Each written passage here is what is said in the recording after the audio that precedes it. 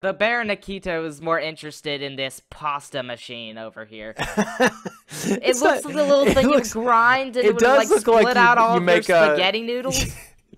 It's gonna turn your fingers into noodles. Cinematic fantastic. Klaatu, Barada, Nikto. I'll show you who I am and what I am. Bitten by a werewolf and lives, becomes a werewolf himself. Open the pod bay doors, Hal. I'm sorry, Dave. I'm afraid I can't do that. It's alive! It's alive! It's alive! Hello and welcome to the Cinematic Fantastic Podcast. I'm your host, Jason Weatherford. And your other host, William Weatherford. Get ready for opinions, dad jokes, and bad jokes as we watch and review sci-fi and fantasy films from the classics of yesteryear to the new favorites of today. Welcome back to Cinematic Fantastic. This is episode 37. We are today talking about the 1942 film Invisible Agent. It is considered part of the Invisible Man franchise in a way, and I think and it is about, this is a pretty sweet idea, honestly. This is taking the Invisible Man H.G. Wells formula. This is an invisible man, but he's in the middle of war, so he is invisible and able to sneak around among the Nazis. And honestly, that is a pretty sweet idea. Yeah. Honestly, they did not take advantage of it that much. No, he was a lot of the times, you know, he was hunted by police, and he was kind of the bad guy, either he was a real crazy person trying to kill people and become Invisible Man the first, or he was, you know, fighting the urge to do that and hunted down by the police. Yeah, the difference is the Invisible Agent is a hero. Yeah. And also, yes, this is not a horror film. For those thinking like, oh, this is a very terrible horror film. No, it's not a horror film at all. It is, in fact, diverging from that quite a bit. It's a war film. Spy thriller, you could say. Kind of a thriller. Like the Secret Invasion that has come out recently. Apparently, people are saying Secret Invasion is not as great as anyone was really expecting. Well, William, let's not diverge. I'll tell you this real quick. When you get a chance, go watch Avengers: World's Greatest Heroes, I think is what it's called. It's the Avengers cartoon that came out before Avengers Assembled did. And they did this Skrull Secret Invasion storyline and did it similar to the way they did in the comic book and did it way better. So if you want to watch that at some point, I'll pull up those episodes and let you watch it. But they did a way better job. I do believe they're on Disney+. But, yes. You know, seeing, you know, the MCU finally tackle it, it sort of feels, I don't know. I saw, like, the trailer, just, like, a snippet of it, you know, hammering the add button. And then there's, like, this lady with, like, who looks like a cross between the Abomination and a regular woman. And apparently she is also not a great actor in any big franchise she is in also. But not to derail the conversation too much, just a little bit of Secret Invasion. It was lackluster and then had an ending that was a little fell flat. They've been hit or miss recently. But anyway, I was thinking that this movie reminded me more of Captain America: The First Avenger. Yeah, we're starting to get into actual, like, war material. Although, again, it is more glorified than it would honestly be. They actually do call the Vietnam War was, you know, the first war that was televised as it was real in on television. So people were suddenly like, wow, it's actually, war is not what it's cracked up to be in the 50s and 40s and stuff. So yeah, that's where the protests started coming. Yeah, they were like, oh my goodness, this is too gritty. It cannot continue existing. But World War II was more fantasized about, and I'll talk about shortly some of the various ways that it was expressed. What I was thinking about is a lot of the footage from World War II was very curated. I mean, they would use this clip and that clip, and they would do the little news on the march thing. Remember that from Citizen Kane? Kind of that, they would show those before the movies. They would show almost like the news, because you didn't have television back then. You had those little newsreels, and they could show you exactly what they wanted you to see. And they would say things like, let's support our boys over there in France as they fight the Huns, which is really the Germans. But, they say all that kind of stuff. The Nazi menace, rolls over Poland. And yeah, it was just a glamorous thing. But I'll talk about that shortly. I just wanted to say... kind of like propaganda. Yeah, they have an amazing concept here in this movie. Yes. Yet they didn't execute on it that well. It's okay. I will say the scope feels it feels limited. It feels very limited. Well, they didn't have all the money in the world that they would spend on John. I mean, they don't have all the money in the world, but they surely could explore it like a lot more, like the material, like the theming of it. Like, it didn't explore its idea that much. Okay, are you talking about budget? No, I mean, just like, there is a decent point. They didn't want to go into deep. They devoted more of it to, the Nazis, like, oh, they're so reiki-danky funny, Instead, they're making fun of the enemy. They're making fun of the enemy, and yet they are serious, but still.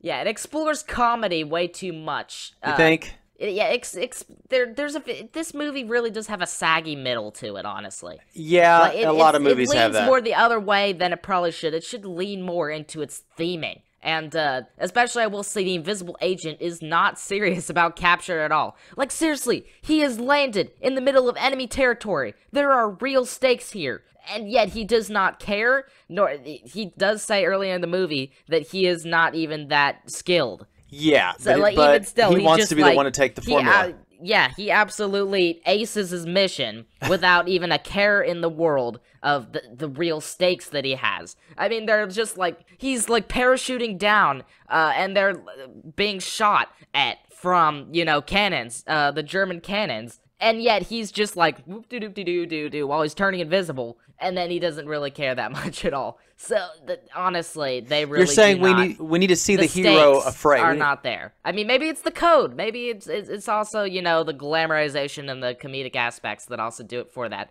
But, I feel like they should have explored a bit more. Okay, so what would you have wanted to see from the main character, Frank Raymond, a.k.a. Frank Griffin Jr.? What would you wanted to see from him? Definitely to see, like, more, respect for, there's actually something going on here. We've got to, make plans. We've got to infiltrate. There are actual, dangers to this. And, I mean, there is, like, little spy espionage stuff with, like, the coffin Empire style and then, like, transport via the coffins. I guess that's a little bit clever. But there's just, ways to accentuate the theming, Maybe they're more like soldiers and they're more, like, ruthless and threatening, and so you have to sneak by them instead of confronting them. I don't think they can do that. I feel like, yeah, the 40s, they didn't... The Hays Code wouldn't let you be as gritty. This was a 1931 film. I feel like they would do it a lot differently and some ways better in this aspect, but I feel like there's just more ways to do it. I mean, who knows? Maybe there's, like, this German battlefield that you have to, like, run through, and there's, like, the little iron stakes. I mean, that's a little bit stereotypical. Yeah, like the little things they use for cover. That's a little bit stereotypical of, battle. But I could say it's like the theming. You get across it. Yeah, it's German. It's more... Oh, you weren't going to get gritty. You weren't going to get gritty with the theming and with the real danger. You weren't going to get that grittiness until later on after the Hays Code kind of started fading off the scene. If this were more realistic, then there would be stakes. But otherwise, the stakes are just not here.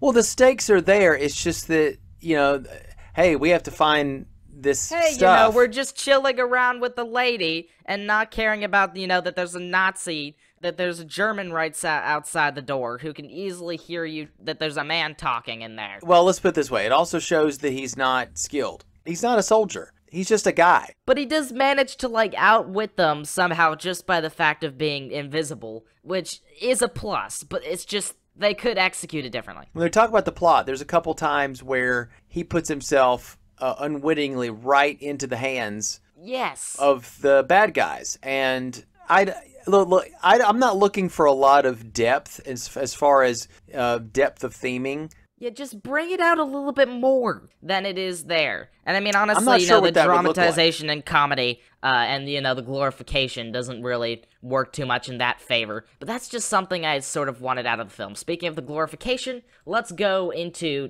how the 40s were in film. All right. So, the writer of a book called Universal Horrors said that movies were making a change from cynicism to flag-waving. 1930s were cynicism, 1940s were flag-waving. In terms of the Universal monster movies, we really went from moral ambiguity and social commentary of things, like Frankenstein, Dracula, probably not The Mummy was more adventure-y, but, Dracula and Frankenstein really had a lot of that.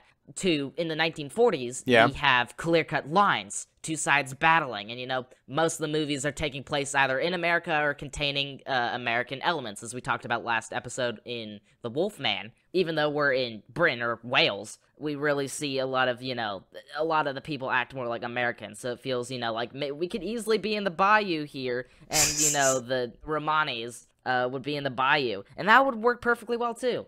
Yeah, that's right. That could also work, and I mean, the swamplands are misty in the bayou, so... To recap where we are basically at in the war, Hitler's been doing a sweep of the place, conquering, Denmark, Norway, France, failing with Britain, trying to invade Russia, but, the cold is too much.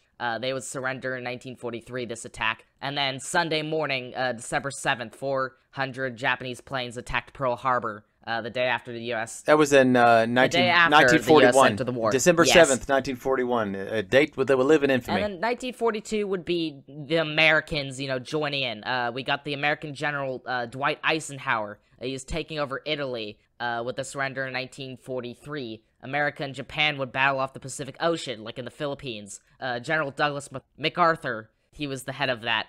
Japan got the Philippines, though, after all of that battle, but they were spread too thin, so they couldn't really, keep it that well. Because after all, the Philippines is just like all these islands, and it's like, how are you gonna control all those islands? I mean, so far we know you can control 5, but, Here are some of the ways that I know that war has affected, the film industry. First of all, I will say that there are lots of propaganda films. Here is a short list of them. There is The Lion Has Wings, Desperate Journey, Mrs. Miniver, Forever and a Day, Objective Burma, which Burma's one of the sites in that's in Philippines, I guess? No, that's Southeast Asia. Yeah, Southeast Asia and, Indonesia. Thailand, near sort Thailand. Of that area was where, America was attacking. And Winning Your Wings, which had Jimmy Stewart in it. I think that was it was shorter than most movies because it was, Jimmy Stewart going out to war. It was the concept. And Jimmy Stewart actually did, he did his part, and he fought in the war. Yeah, he did fight in the war. I don't know much about those movies, but I do know more about the Disney and Looney Tunes. They made propaganda shorts. In terms of Looney Tunes, there's Bugs Bunny Nips the Nips, and Tokyo Jokyo, just needlessly ragged on the Japanese. Yeah. Like when Bugs Bunny serves grenade ice cream to the Japanese, or he pretends to be a Japanese lady. And in Tokyo Jokyo, they joke that Admiral Yamamoto was reserved the torture room as his room. That sort of stuff, Yeah, and they, of course, exaggerate. Honestly, they when you watch Tokyo Jokyo, I feel like 75% of the jokes really do fly over my head, because, after all, they're century-old, things that were just ragging on the Japanese. And there's just so many jokes packed in there that I'm like, I can't discern how many different ways they ragged on them. A lot of those propaganda images of political cartoons, as that were in newspapers, and then you had the ones that were like full-on animation. They would use caricatures of people from other countries. Yeah, they would. They would make facial characteristics oversized, squinty-eyed, buck teeth. Yeah, these tiny little people with big little heads and short little, tiny little necks. Little wrinkly Adam's apple, I guess. I don't know. Stuff like that. They would all wear like this tan army sort of costuming. Or, maybe like a toga or something. I think Tokyo Jokyo had a scene where he was in a toga. In Disney's case, here's a little history about Disney. In 1941, Disney went on labor strike due to debt, especially related to Fantasia. which was pretty expensive, but it flopped. It really did flop. It was expensive, and it flopped, and it was not that great. And Pinocchio, as well, not doing as well as hoped, due to most of Europe not being able to see it, because Hitler's rampaging, and so they couldn't really go to a theater and see, Pinocchio. So, I mean, even still, like, Snow White did pretty great, but then their second ever film, not as great as they wanted to see. But it is a classic, and it's amazing. It is a classic, though. Yeah. And honestly, you should go watch it. Disney definitely, with their remade Pinocchio, are just really trying to replace it in the eyes of the public. Nope. It is not a replacement. They make Pinocchio. He literally is justified in his lies, and lies are not told that are bad at all. He literally, like, uses them to escape, and when he goes to, like, the Pleasure Island, he's not even, smoking and drinking alcohol was a little bit much, but they went the complete other direction, and were just entirely were like, oh, I'm unsure, they're drinking root beer, oh no, I'm unsure. And so where's the lesson in that? That's why I don't recommend the 2022 Pinocchio. I recommend the classics for a reason. I recommend the 41. And the less said about those new remake abominations, the better. The remakes are abomination. On top of that, a troop assimilated their Burbank studio to protect their plane plant that was about there, because it was, Burbank, it was along California. And then guess what? The Pacific Ocean was not that great of a place to be, as I will say. So they gave in to the U.S. government when the U.S. government were commissioning them to do propaganda, because they didn't have enough money, and they were already, they already had military people in their, studio for a good amount of time. And it was apparently the only one to have the military infest the studio to date, I think. There are war dramas like the 49th Parallel, Went the Day Well, The Way Ahead, and In Which We Serve. Those are some war dramas. We've also got war comedies, such as The Great Dictator, which is a Charlie Chaplin film. That's a classic right there. Yeah, that's got a lot of, satirizing Hitler and the Jews and all the stuff. Passport to Destiny, which is a movie about a cleaning lady who was hired by Hitler. I think she was on the good person's side, so she was sort of infiltrating, double agenting by being a cleaning lady. Right. Honestly, a weird plot. Hell the Conquering Hero, which is about a Marine that is discharged from the army because of he has hay fever, apparently.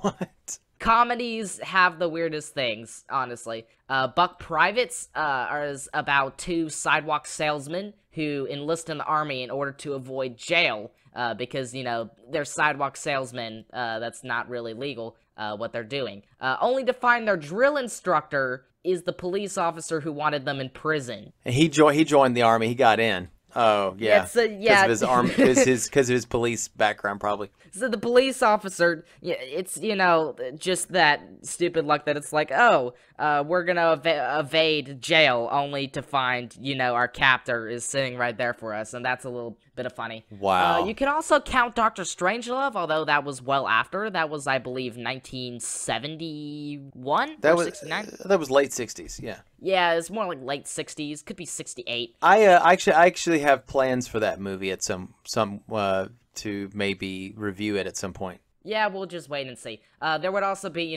war advertisements. Again, as you said, they would show before movies. For instance, the propaganda shorts we just talked about that Disney and Looney Tunes, they made war advertisements too that they put before. Like Disney had one where Donald Duck was dreaming that he was a Nazi, and so he was like, nope, no, I don't want to do this at all. So he woke up and then wove the American flags, and that was one of the Disney shorts. There was also a Looney Tunes one where it was entirely about the war tokens, loans, whatever they're called. War bonds. War bonds, yes. And the entire thing was just the Daffy Duck, Porky Pig, and Bugs Bunny in blackface dancing about war bonds. Wow. So was that an advertisement? The 40s was also a big birth for film noir, as war was a dour topic, and so came our movies starting to get more dour. Maltese Falcon was released in 41, and that was really, people say that that's really the big start of film noir, is in that movie. Yes. I'm familiar with quite a handful. You could also say Casablanca is fairly noirish too, although it's more, romance. So that was really how the 40s affected the movie Space, and so it was just worming into people's minds, this war propaganda that this movie was sort of part of, in the fact of, glorifying the war and, making, this big funny fight that was going on. And, for America, support us with your money and stuff, and go out to war. But then, like, people would go out heroes, and then they would realize they're more like pigs to the slaughter, or like murderers. Yes. So, it's war is a bit more of a topic than they made it to be. But the thing is, if you can convince people of what's going on elsewhere in the world with regard to World War II, then the people on the home front, which would be in the United States. Yeah, it's really just targeting the home front. Well, what they can do is they can save metal. Excess metal can be saved for these metal drives where they do drives, yeah. And they did, they could buy war bonds. They could put out American flag. It'd be real patriotic. They Just can the little things. Even the kids can make get a red crayon and a blue crayon and a white piece of paper, and you've got a flag. Yeah, ration your food a little bit. You may have to, not have the special the treat. Great Depression allows for that, You might not have to have that special treat that you've always eaten. We may have to kind of cut back a little bit, but cut back on your Turkish delight, which you probably wouldn't be able to get anyway because it's in Turkey, which is in the middle of a lot of swamp water. Yes. But also the way that the war affected this movie is Kurt Sudmak, who is the writer of this movie. Yeah. As we talked about last episode, was very anti-Nazi. And therefore he made the Nazis all buffoons in his script. That's why. Because he didn't really like it. Apparently to the point they had to cut a scene where Frank, who is the main character of this movie, literally kicks Hitler in the pants. Literally. Wow. Hitler literally appears and he literally kicks him in the pants. Well, do you remember there was a Fritz Lang movie where there's a sniper and he almost is going to shoot Hitler and then he doesn't. And, he's like, I know where you are. And it was Fritz Lang's hand that was holding the gun in the shots, right? Do you remember that? We talked about that. Yeah, so he's really, bringing out the great dictators would bring out, Hitler and, more of that stuff. Is actually, targeting the... He's kind of a Hitler with the serial numbers filed off. I mean, he's not Hitler as played by Charlie Chaplin. He's another character, but like Hinkle, I think his name is Hinkle or something. Yeah. Also, to clarify for those wondering, the Nazis are, they're comedicized in this movie, and I will say that Nazis they're not great people, and they're honestly, they honestly probably should not keep existing as a concept of... No, of course not. I think that goes. Yeah, I feel like Nazism should have died out a century ago, honestly, when the war ended. And it's sad to see that there are people still here. As a disclaimer, I will say that Nazis are not, they're not great people. We won't say that. Well, here's of course, it goes without saying, but we strangely have to say that in today's society because people tend to, make up things about you. But the Nazism that exists now is not the same as it was then. It's much smaller in its scope. It's not... Especially about how, world politics and government has changed over the years. Yes, and honestly, a lot of these Nazi groups have to basically change their names. They have to do all kind of different things to kind of hide in plain sight. But let's talk about Nazism as it exists in this movie and in the 40s. Let's keep our focus to that. Yeah, let's get on to, the actual material. Of course, as we said, this movie is nothing like the previous three movies. No. Although it is closer to the first movie than Invisible Woman was. Invisible Woman was a great venture away. This is still a great venture, but it's, it's actually got a man. It's starting to get some of the more elements in there that Invisible Woman just entirely knocked off. It's got some comedic elements that did remind me of Invisible Woman. Yeah, you could say that. Smoking, food, champagne drinking. Mm-hmm. Yeah, hiding away from the person looking for you. The only connection to the original H.G. Wells material is that Frank Raymond is the grandson of Jack Griffin from the first movie. That's it. Yeah. And furthermore, he should be a grandnephew, as Jack never married. Not even in the book or the movie. He didn't even have a wife. He didn't have children. Yeah, either, but okay, I wanted to talk to you. That could not work. Although Raymond was his brother from the second movie, I would think. So you could say, yeah, grandnephew would work a lot better for the canon. So here's the thing that I want to talk to you about. As I mentioned before, in a lot of these Universal monster movies, their timelines are all wackadoo. Oh, especially Son of Frankenstein. It's like, oh, I'm the son of, okay, then how come you look like you're in the 40s the same as, or the 30s, the same as your dad? How come Head Frankenstein never married? He married. He didn't have time to have a kid, and yet he did have a kid. It doesn't make a lot of sense. That happened a lot. It happens with the Mummy's Tomb as well. But here's the thing. I tend to watch, like when you have the Wolfman, and the same character of Larry Talbot shows up in another movie. I'm like, okay, then there isn't a time skip here, right? I think that the confusing thing for me was when you look at the Mummy series. I have to look at that as its own timeline because they jump ahead. I think that because it's Boris Karloff, and then it goes to like Tom Tyler, Tom Tyler, and then it goes off to we will see Lon Chaney Jr. take Lon Chaney Jr. Role. I was gonna say Bela Lugosi, but you have to look. Here's the thing: you have to look at the other characters other than the Mummy, because the Mummy's immortal. So what you have to look at is these other characters. And most of them really do not reappear that much. much. Well, they do appear again, and they age them up. They give them like gray hair or put a wig on him or something. Yeah, and make they him did that older. in one case for the movie after the one we're doing, The Mummy's Tomb. They bring back the characters from the second movie. But the first movie does not really bring back anything because they rebooted it. It's a soft and I don't know reboot, if they're going to do that with the fourth one. Is bring back those two same characters? I feel like they would sort of, reboot again from that. Yeah, we'll have to see. My memories of that are kind of vague, but I do remember some elements. But yeah, there's a big time gap here. But with this, they do these time gaps. But what I have to kind of do is look at the Wolfman and Frankenstein stuff as its own timeline because, there is time skips, but there's not really any big time skips going forward with the Wolfman and Frankenstein stuff. Yeah, we'll see. Because the Wolfman shows up after the son of Frankenstein is already doing his thing. Does that make sense? So there's no big time skips anymore. But with this, the big time skip could be confusing. Like what Griffin is he the grandson or grandnephew of? Exactly. But speaking of time skips, you want to get into, sort of the production history material? Yes, and the actors involved, which I don't know tons about. I know Cedric Hardwicke and I know Peter Lorre. Yeah, we're not going to cover those because we've already covered them plenty. We did in M, and what did we cover Cedric Hardwicke in depth? Probably in Vampire Bat? Possibly so. Possibly so. So the Invisible Agent, then called the Invisible Spy, which is honestly still an effective title, was announced in early 1942. The director was Edwin L. Marin. He's a pretty capable director. He did lots of mystery films like The Death Kiss, some Sherlock Holmes, westerns, romance, pretty good stuff here. Love variety.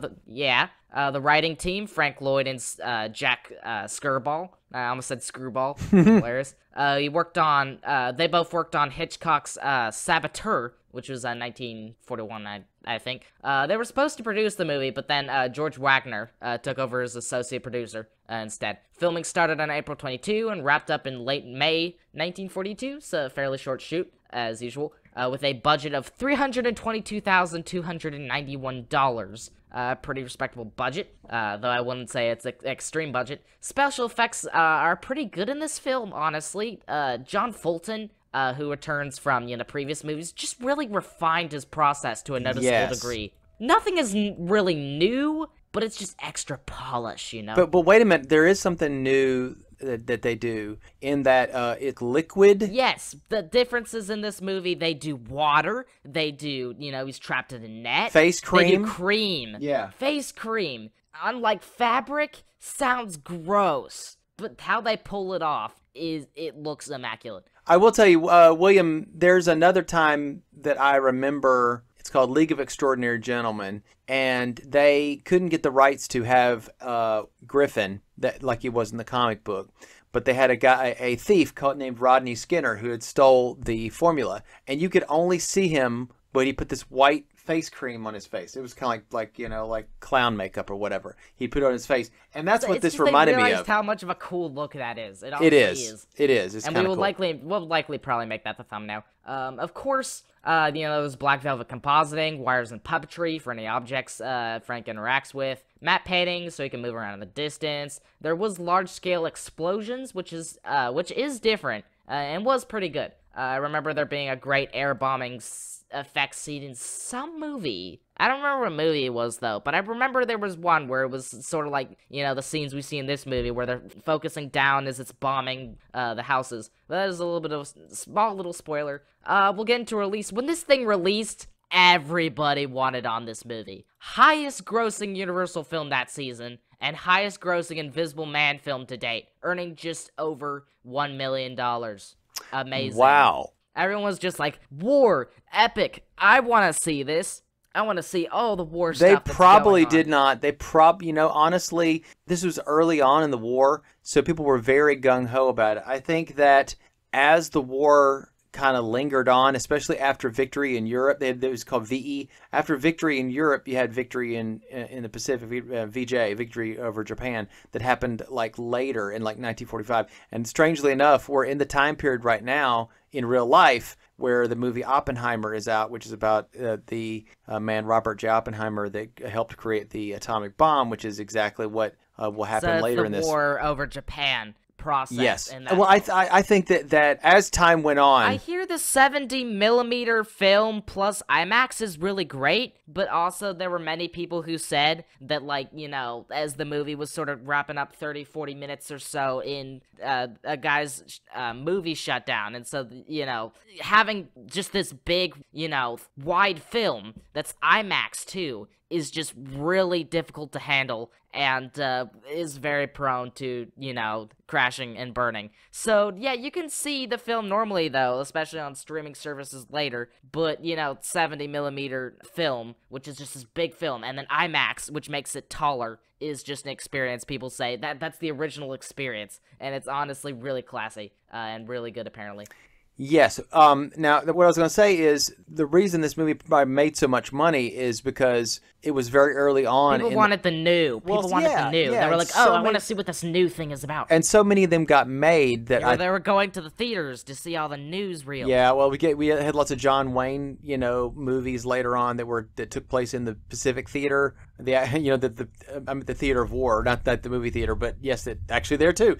But I think they'll probably even out the amount of money that these movies are making. I don't know. I'd like to see what the profit margins were for these war movies going forward. But yeah, for this, it was a pretty big. It was a 3x. It was a 3x of what you consider in movie bucks is a success by a wide amount. Yeah. John P. Fulton and Bernard B. Brown, who were the special effects dudes, they got nominated for an Oscar for their special effects in this movie in 1943.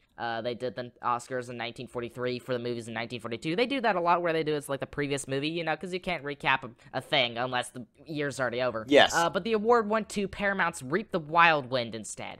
Reap the Wild Wind, for those who don't know, it's basically Gone with the Wind, but on a boat. It's got pirate adventures. It's also got a giant squid, which also, effects are really going to help to have a giant squid on the screen. I have never heard of that. I've never heard of that movie. It sounds sort of fun, honestly, but, it's the adventure in the Pacific Ocean, pirate adventures where they're, a rigging crew, and there's romance. There's a love triangle, I think, as well. I don't know, but it's basically sort of Gone with the Wind, but on a boat. It's fairly high quality in that regard. Probably Gone with the Wind is much more high quality, I would say. Yes, but, and that came late. They do share the word wind, though, which is funny. And but... And yeah. Contemporary reviews thought this movie was fairly entertaining, and the special effects were well done, but not groundbreaking. I will definitely sort of say that. It's just extra polish, extra gooch, if you allow me to say. It's got that extra gooch, just the extra thing, the extra, clarity that you get with the effects in 1942 as compared to, the earlier stuff. Right. The New York Daily News found it amusing and exciting, praising the actors in their supporting roles, but not trying too hard to be convincing. They weren't trying that hard, but they were pretty good, they said. Some sources talked about the politics and representation of the Axis powers in the film. One reviewer in Newsweek said the cast was much too good for the nonsense on the agenda, while the Film Daily described it as the ordinary peacetime shtick translated into wartime pattern. The Nazis are made to look pretty stupid and beset with official rivalry, while the Japs appear like slippery villains of the old serial days. By Japs, you mean one Japanese person who's played by a German. But we'll get to that Peter Lorre later.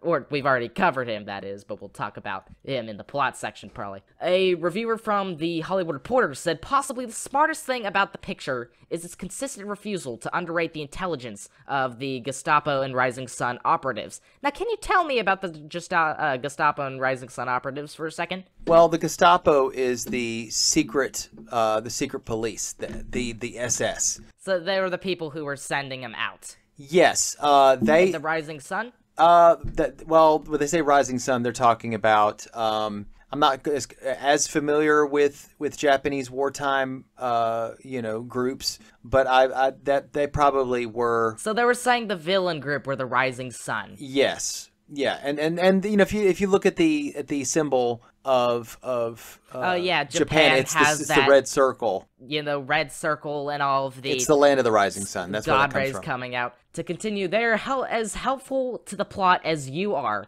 This being one of the first times such people have been shown as capable of adding 2 and 2 together to reach an answer. So they're saying, they're more intelligent and they're also helpful to the plot as anybody is. In retrospective reviews, Universal Horrors, the book I just mentioned, called the film a cut above average for a wartime flick, but also madly uneven. They said far and away the best thing was Cedric Hardwicke and Peter Lorre. Casebook examples of how a bit of stylish acting can transcend routinely written roles. I would say, pretty high praise. I would say when you talk about the rest of the actors in this, I'll tell you what I thought about their performances. I will say they do take a fair backseat, and Peter Lorre, honestly, I don't really get too much of Peter Lorre. He doesn't say that much. He's not as big of a role at all. He's the short man. Well, let's touch on this real quick. The question is, if somebody didn't know, they'd be like, why is Peter Lorre playing a Japanese man in this? Well, we talked about this before with Boris Karloff as well, as this was kind of common.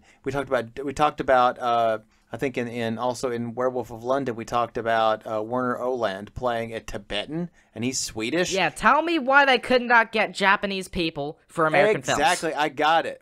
This is easy. Japanese Americans that were here were looked upon as possible collaborators. Like, we don't know whose side you're on. And basically one of the worst things that America did to its own people was they took Japanese Americans, immigrants who came here to most likely get away from, the government that was building over there in Japan, and they put them in internment camps in California. Even a young George Takei, aka Sulu, he remembers those camps. Yeah, Sulu from Star Trek.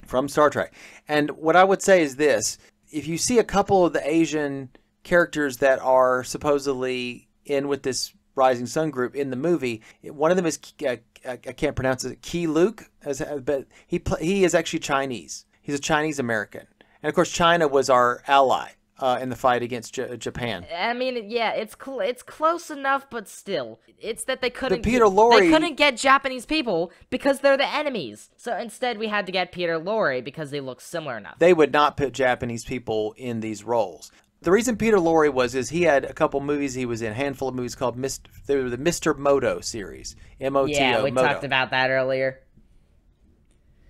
Those are like the Charlie Chans, but the Japanese side Japanese of things. detective, right. But thing is, if they're gonna make Peter Lorre Japanese, they've gotta make Peter Lorre Japanese. Because it's really hard to tell what exact nationality he is. I mean, after all, you told me first thing that he was Japanese, yet he only really gets clarified as that later. And I mean, as all those stereotypes are obviously wrong, I feel like they could have done a little bit better at, making him Japanese. I mean, maybe having like an accent. Because if they're going to make someone Japanese, try and make him Japanese. But, let's not go into what we could do to make him Japanese. Yeah, stereotypes are wrong, but they could have done a bit better in that regard. So let's Cedric Hardwicke, of course, he's going to do a good job.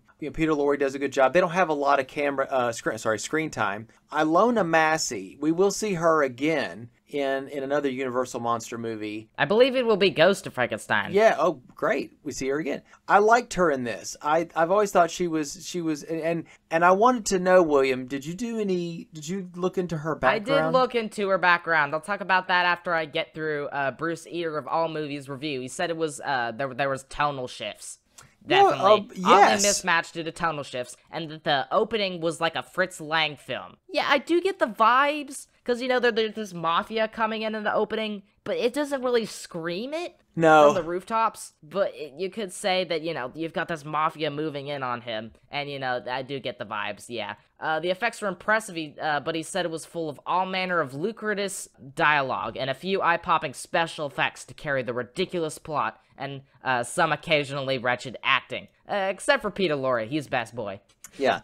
That is literally what he was. Except Peter Lorre, he's great. I think when he was saying wretched acting, he was probably talking about John Hall. He was probably talking about everyone. Yeah, he was saying everyone except Peter Lorre. Because Peter Lorre, best boy, but everyone else. John Hall is a little rough. Yeah, he is. And doesn't he show up again in the Invisible Man's Revenge in season 3 that we're doing? Yes, he does. And I don't know who he plays, but I'm just saying, he must have lucked out somehow, because they were like, we want to use him again. I'm like, I would be like, no. Yeah, also another aspect of the flag waving I was talking about, the drawing lines in the sand.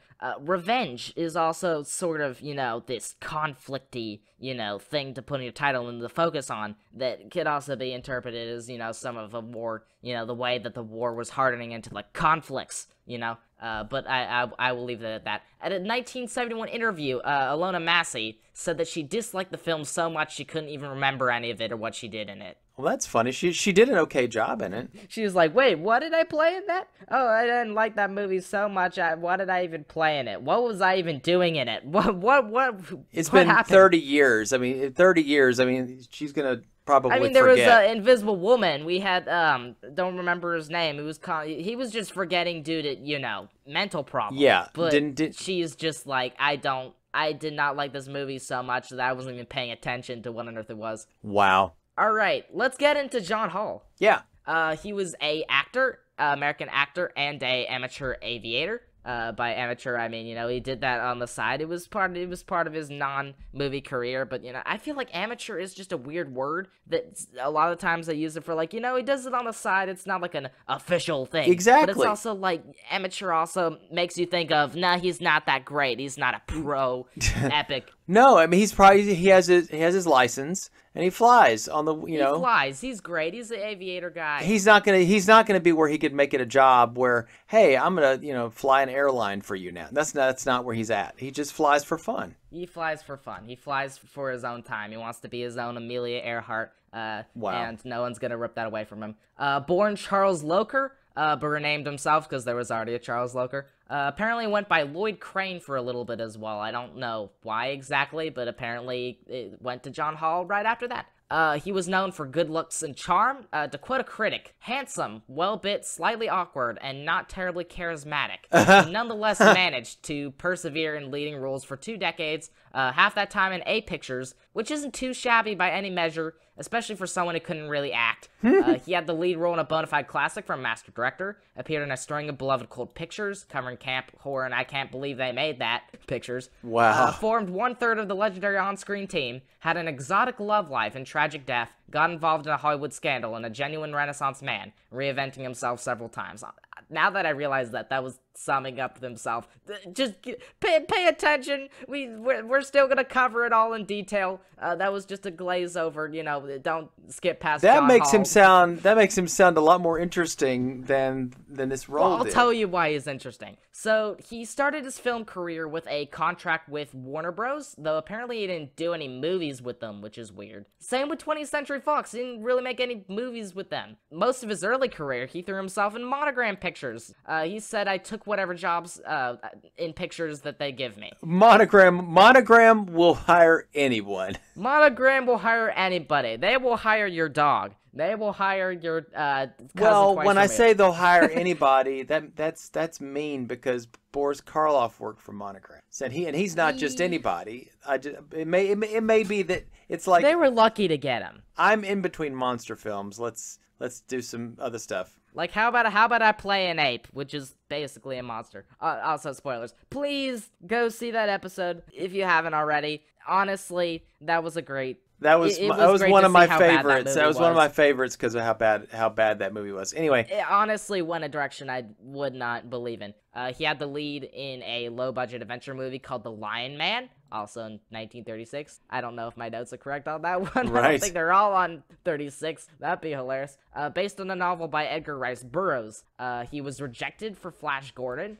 He was trying out for Flash Gordon, Mr. McFlashy himself. but I think Buster Crabbe got it. Yeah, Buster Crabbe got that. But we will cover Flash Gordon later, so for people who love Flash Gordon. Yeah. But his true fame was in The Hurricane, which is a Sam Goldwyn picture it's basically Tarzan. It's basically Tarzan. But again, Pacific Ocean adventure, which is really weird. After the next 2 years, he sat while Goldwyn wondered what to do with him after that picture. A decent amount of people showed up and wanted him for their films, but those films were either canceled or in the case of The Thief of Baghdad, 1940, which we covered just a couple episodes ago. It was a great one.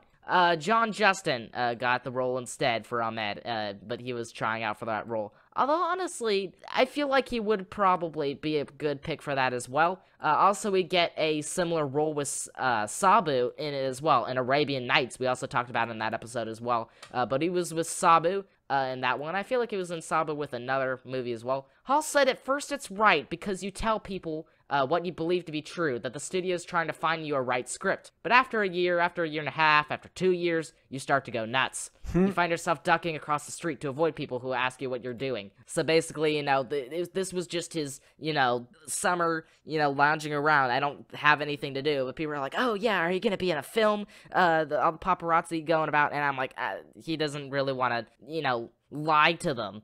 Yeah. Or face, telling the truth and saying, I don't have any movies. And then everyone goes like, oh my goodness. But in 1940, he would get 3 films that all took place in the ocean, just like The Hurricane. Literally just Pacific Ocean adventures. I don't know how that coincidence could happen. Maybe the ocean helps his complexion. I don't know, but we've covered a lot of Pacific Island adventures. I don't know if that was a it. word for it. I'll look up the actual words they use. I don't know if that was the reason why. It may just be. South Seas. It's a South Seas adventure. Yes. And that was literally like all 3 of those and The Hurricane. So they just like South Seas. So in the South Seas was just the ocean helped his complexion or something. I don't know. But after that, he did many movies alongside Sabu until Sabu went to the army, as we talked about. Yeah. During World War II, John Hall served in the U.S. Air Force, putting his acting career on hold for a while. And his aviation skills. After the war, he continued to act in films and also ventured into directing and producing. He did that as well. In the late 1940s, he played in adventure films like The Prince of Thieves as Robin Hood. So he is building up this Johnny Weissmuller, Errol Flynn kind of esque. His Errol Flynn-esque, persona for himself. Yeah, I'm Tarzan, I'm Robin Hood, I'm, the hot, flashy guy in your high school, I was gonna be in The Thief of Baghdad, but I wasn't. I'm Troy from High School Musical, He is that clean cut kind of look to him. I wouldn't expect it, but it's Tarzan and Robin Hood and I'm stuff, I'm guessing after World War II and after the 40s ended, he got into westerns. Haven't we said?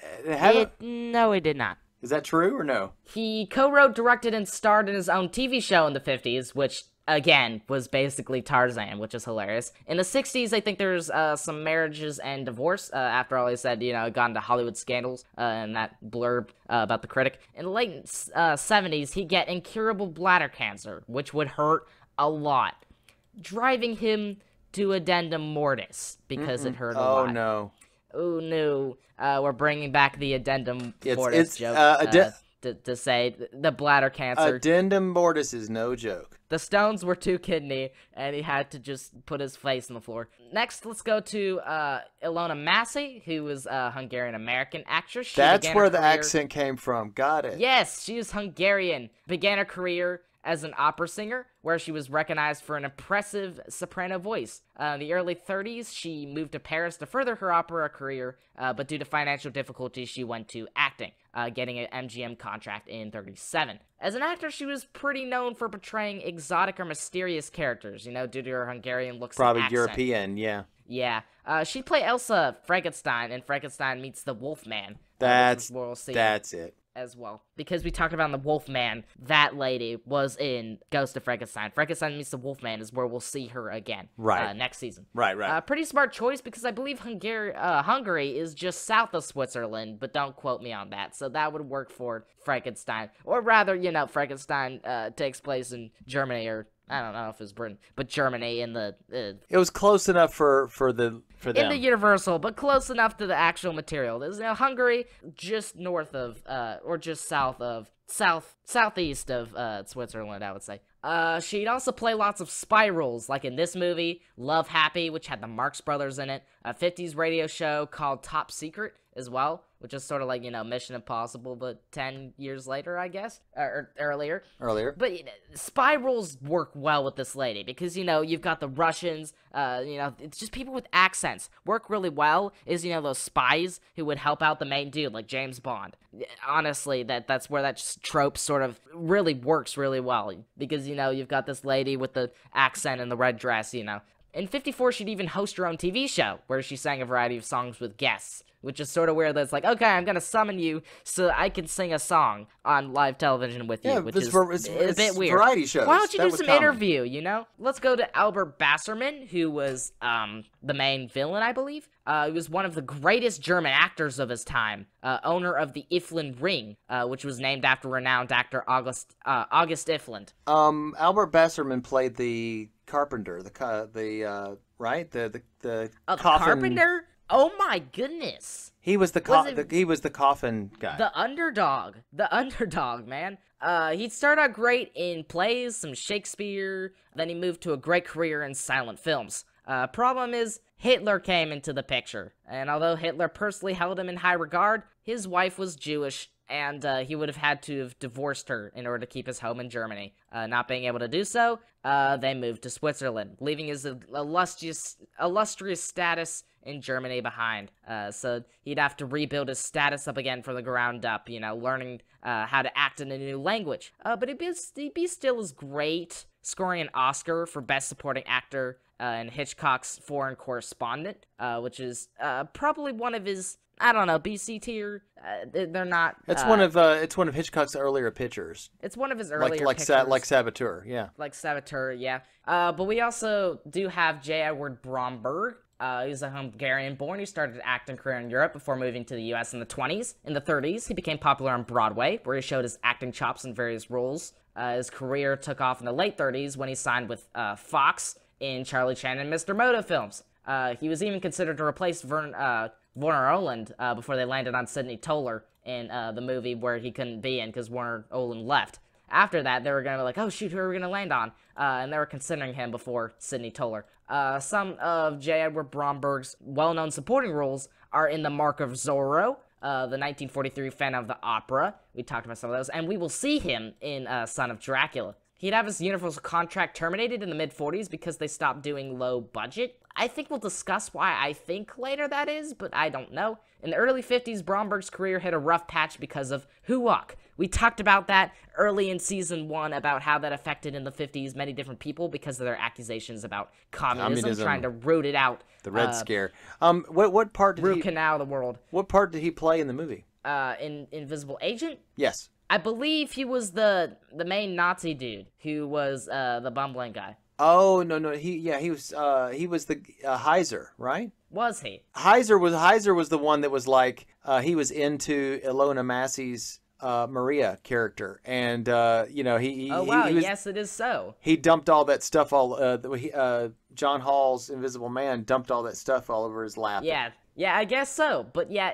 he was a communist. To put the long story short, he was more limited in the industry because of that. And he died of a heart attack in 1951 while rehearsing for a play in London. At only 47 years old, which is it's fairly sad. If you look at his, honestly, I mean, you can kind of look at his weight and see that maybe that may have been an issue, that and then just sometimes strenuous roles that you put yourself through, you can't take it. He was fairly old when we get to him in this movie, but yeah, that was all the actors.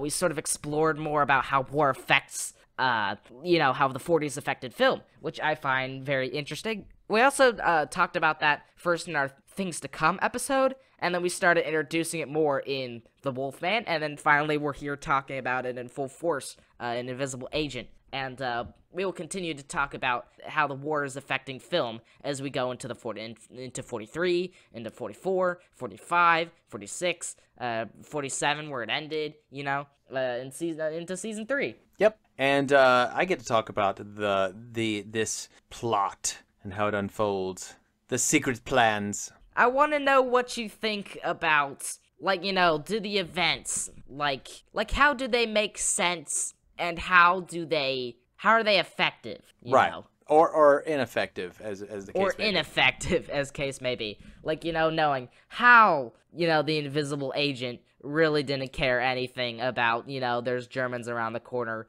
and, I'm just gonna, take a bath while there's a German outside, outside the bedroom door. Oh, I hadn't had a cigarette for quite a long time. We're gonna talk about this, where the movie gets weird, next segment. But until then, we'll have some break music. And we'll be right back with you.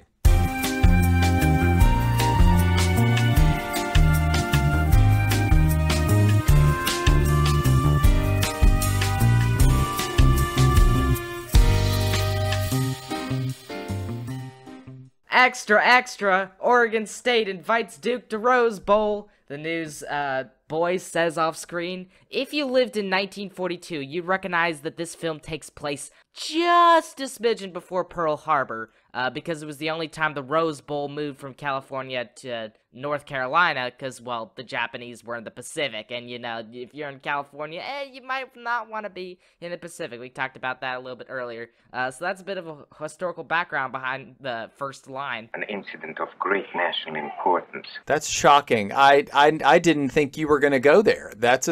You like surprising me, and you just did. I think there was other facts about the Rose Bowl too, but yeah, I'm not much of a football fan. Me neither. And I think we don't have to... We're horror movie fans. Yes, horror and sci-fi. We do not need to go into detail about the Rose Bowl. I think we can leave that behind. And I'm not, one to go... The History Channel. Hey, I really wanted to know all that. No, that was interesting, and that means there's some historical basis for that. But more interestingly, the plot of this movie and other nonsense. So, what else do you want to know? I want to know what these mafia bozos are doing walking into a cafe or something. Okay. So paper shop. Well, before we talk about the plot, there was something that we talked about a while back. Do you want to talk about that before the plot or after it? After. Okay, great. Basically, this is a teaser, but at one point we were talking about remakes, and William had a question where he was saying, are there any remakes that people have said were better than the original, or some that were worse? So I looked into it, and just to jog my memory, and I went, oh yeah, I agree with this one. I don't agree with that one. We'll just rock and roll with it. So yeah, they look like mafia guys going in, but they are not. Of course, this is written by Kurt Siodmak, suggested by the Invisible Man, highly suggested. Honestly, I'm glad they went in this direction, which had just a little bit of comedy, but a little bit more action, I would say. A group of men, they come into Frank Raymond's print shop. They say they want to look at some paper, and Mr. Frank Raymond, of course, is played by John Hall.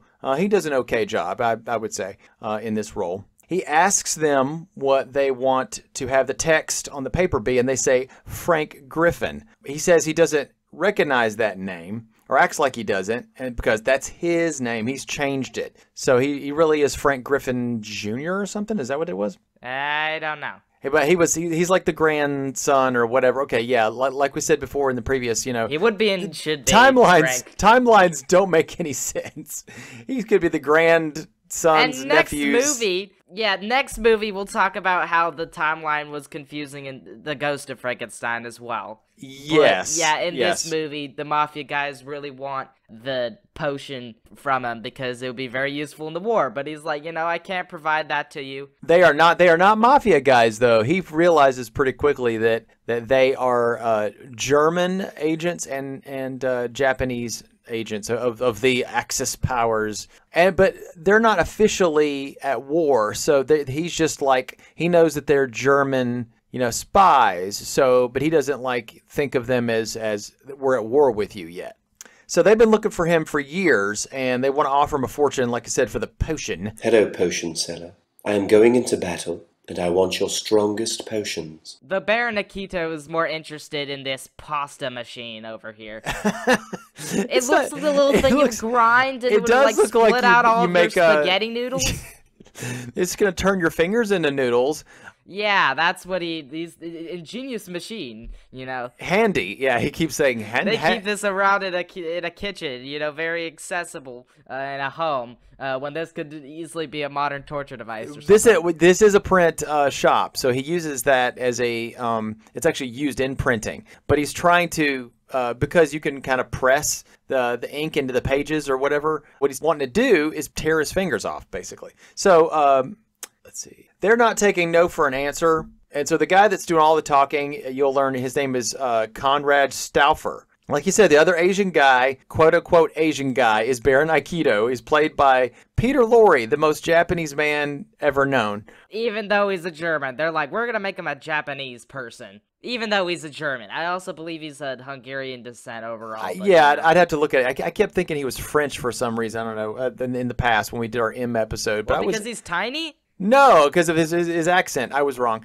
He has a German accent. What else could you say? The Lorry. I was like, yeah, maybe that was what it was. But I was wrong. I was super wrong. So, but yeah, he looks about as much Japanese as Boris Karloff looked like a Chinese guy when he was playing Dr. Fu Manchu. So, hey, they didn't really do anything with makeup. They just gave him some round glasses and said, you're Japanese, Mr. Moto. So Frank folds, and he says he'll talk. So he goes down and finds this hidden compartment. He gets this formula down there, but then he distracts the agents and starts fighting them. He gets away. Now we've got Frank Raymond, or Griffin Jr., whatever his name is. He's in the office of an American military man who informs Frank that these men are foreign agents. Yeah, I think Frank kind of knew that already, but he said he would not give the formula to the Axis powers. The Allies said, hey, can the American government take care of it? Can we have it? It would be a patriotic thing. And he says, there's not anything that would happen, not any big emergency. There's nothing big enough. Okay, so right after that, it goes to the scene where it shows the bombing of Pearl Harbor. So as if to answer that, just throws a newspaper. Honestly, this whole beginning is it's fairly sudden, because you're like, okay, this dude's getting bombarded by the Axis powers. Oh, he's an agent? We didn't know that.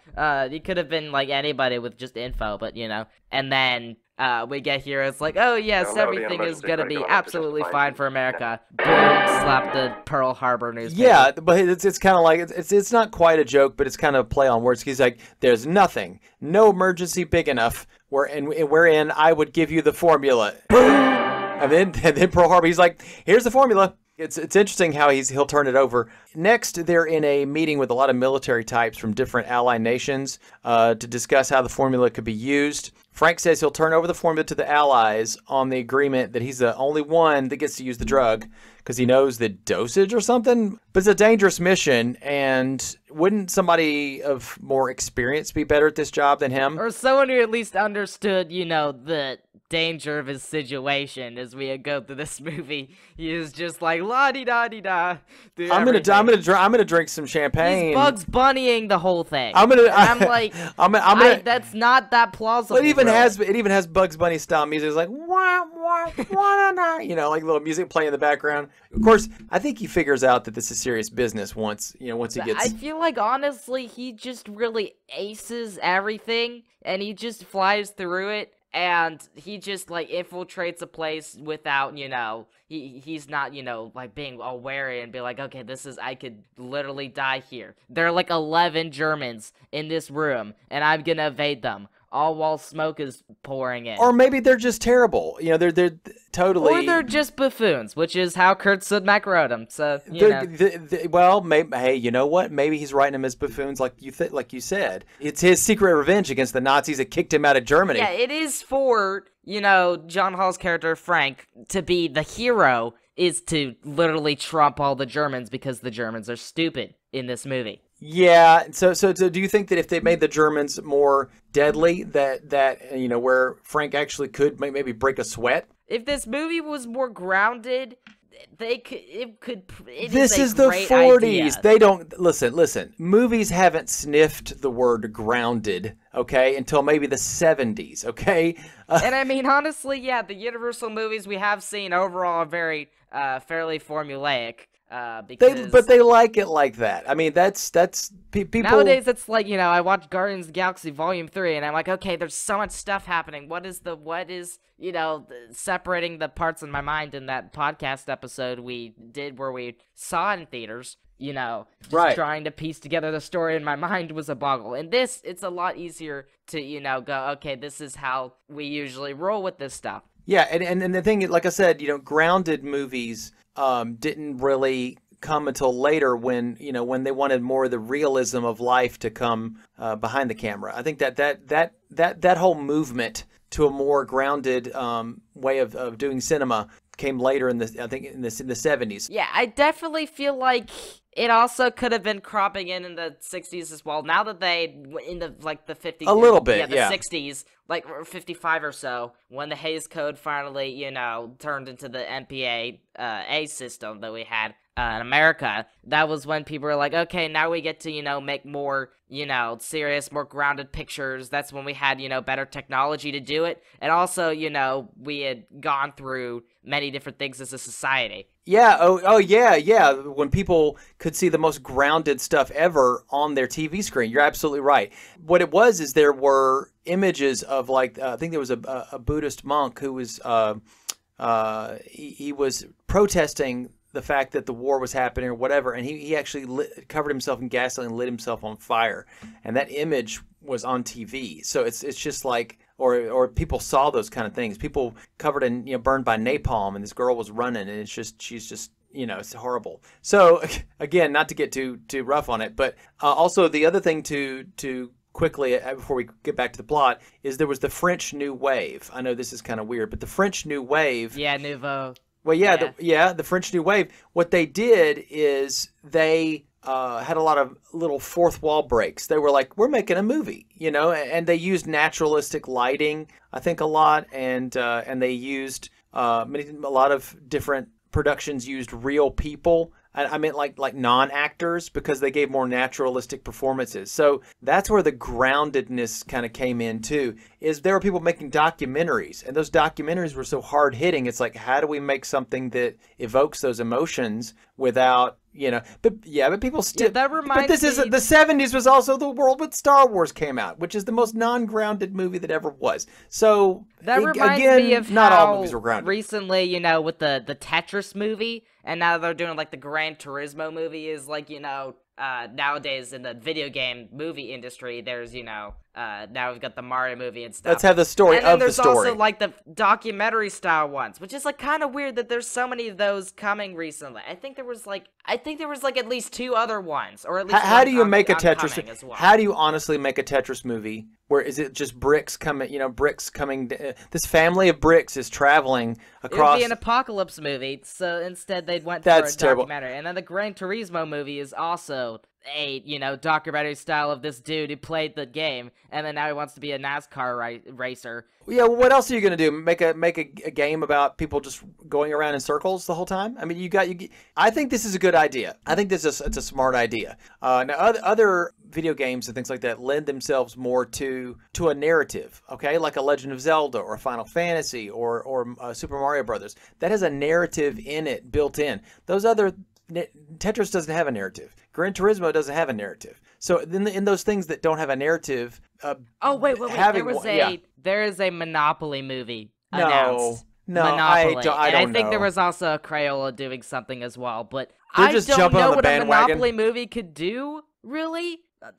I know the Crayola movie. There was already a Crayola movie back in my childhood. No. The Hero Town or whatever it was called. There's a joke. That was the Crayola movie for me. But well, hang on. There was a joke that the guys at Red Letter Media came up with. They were like, way back in the day, they said this Barbie movie thing, we called it. We said that there was going to be a Hasbro or Mattel streaming network. They were just kind of joking around. They said, and they're gonna show. There was a movie that came out called Battleship, and it was based. It was vaguely based on the game that the Battleship game, but it had aliens in it attacking or something. It was more like naval battles with independent extraterrestrial creatures. All right, yeah, whatever. They said they were going to play that movie nonstop, and they were also going to have Simon Says, the TV show, and it was about the.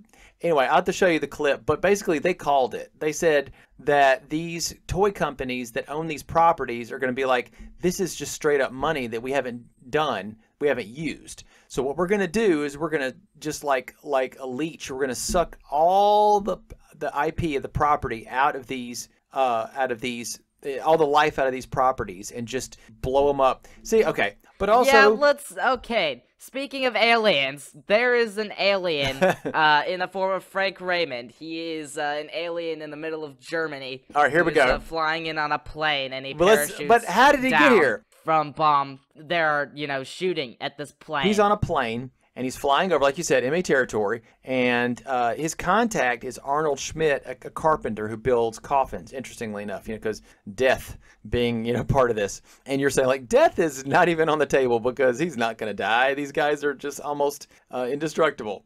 When he meets Arnold Schmidt, he's supposed to say he wants to buy a coffin Empire style.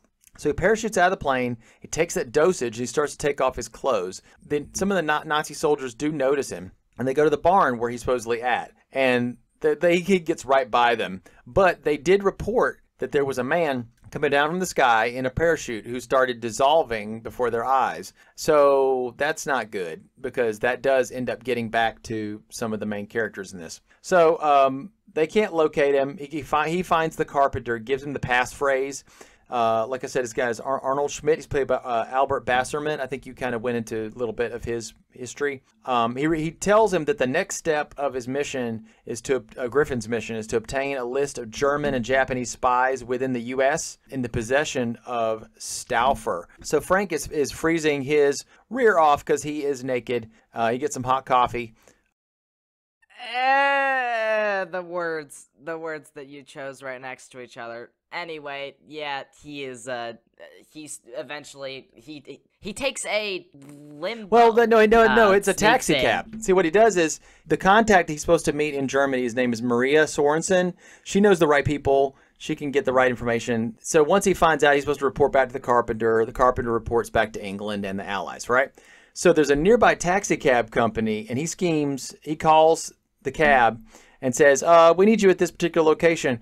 So they take the cab over to Maria's, but the Invisible Man dude, he slips into the back seat. So it becomes his easy way of getting over there. Of course, they say, we didn't call a cab. But once he gets in there, he does see Maria. And the gentleman that he is, he wolf whistles at her. That was completely uncalled for, though. It was, yeah, but she kind of liked it. Trying to, undress. Yeah, that's bad. Yeah, clothes. That's not nice. He should have said, "I'm in here. You might want to." Yeah. He lights up a cigarette. And he reveals the spy phrase "Empire Styles." Strangely enough, perfect timing, buddy. Why do you want a bath? He wants a bath. But Maria is meeting a guy named Carl Heiser. He's kind of remember we talked about the Nazis being made fool of? Well, he's the number one fool, to be honest. He's in the Nazi secret police, and he's played by J. Edward Bromberg, who has been like a character actor for the longest. Yeah, we talked about earlier how he was, comedic, serious, various roles like that. He would do stuff like that. He's very versatile in that regard. And in this case, he is, trying to smooch upon Maria, but Maria is in fact in love with. I don't know if she's in love with Stauffer, but Stauffer's her boyfriend. Okay, here's the thing: is Carl Heiser is supposed to be, showing her a good time, not too good a time. Reminds me of Pulp Fiction with the boss's, girlfriend, wife or whatever. What ends up happening is I think Carl is supposed to watch out for her, but he's like, he's kind of trying to wine and dine her. He brings all this food in, like a picnic kind of thing, and it's all food from like countries that they've captured or conquered. He says they're just like the Vikings, take the only food they have is what they take. Right, exactly. What ends up happening is, of course, she is having nothing to do with it. Of course, because she's secretly kind of balancing out the thing, because she's trying to keep Frank from revealing himself, because he keeps lighting cigarettes and drinking champagne. Yeah, seriously, does he not realize that he could literally be found out at the press of a button? Yes. But no, the thing is it's funny for the German guy to mess up every single time. It's funny for us. Finding him out, and being suspicious, but not being able to find him. And Maria's a little lighter. I don't know why this guy's obsessed with this. They did that the previous movie where, the Invisible Woman. Yes. You just had to get by the fire and drink all the champagne. This is very much with the floating champagne. Yeah, it reminded me of champagne.